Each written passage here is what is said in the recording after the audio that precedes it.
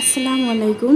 আজ আপনাদের সাথে শেয়ার করব শাহি হালিম মশলার রেসিপিটি তৈরি করার জন্য আমাদের প্রয়োজন শাহি জিরা, মিষ্টি জিরা, জিরা, মেথি, গোলমরিচ, ধনিয়া, এলাচ, শাহি এলাচ, তারা মশলা, লং, জয়ত্রী, জায়ফল, সরিষা, জিরা ও দারচিনি।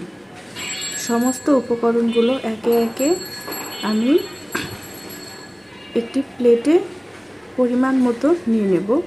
আপনারা দেখতেই পাচ্ছেন আমি কি পরিমাণে সমস্ত মশলাগুলো গুছিয়ে নিয়েছি। সমস্ত উপকরণগুলো একটি কড়াইতে হালকা আঁচে মুচমুচে করে ভেজে নেব। যখন দেখব মশলাগুলো এইভাবে গুঁড়ো হয়ে আসছে, আমি মশলাগুলোকে হালকা ঠান্ডা করে একটি মিক্সার ব্লেন্ডারে গুঁড়ো করে নেব।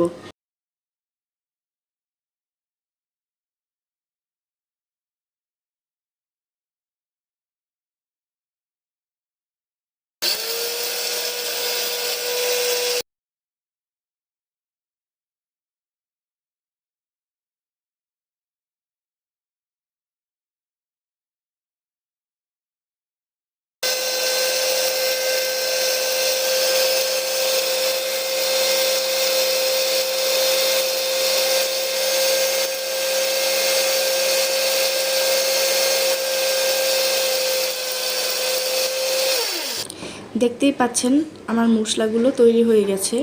এখন এই মশলাগুলোকে আমি একটি কাচের জারে সংরক্ষণ করে রাখবো দীর্ঘদিন ব্যবহারের জন্য।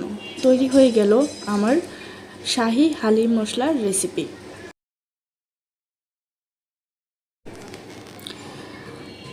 আপনারা চাইলে আপনাদের হালিমকে আরও স্বাদযুক্ত করার জন্য এই মশলাটি ব্যবহার করতে পারেন।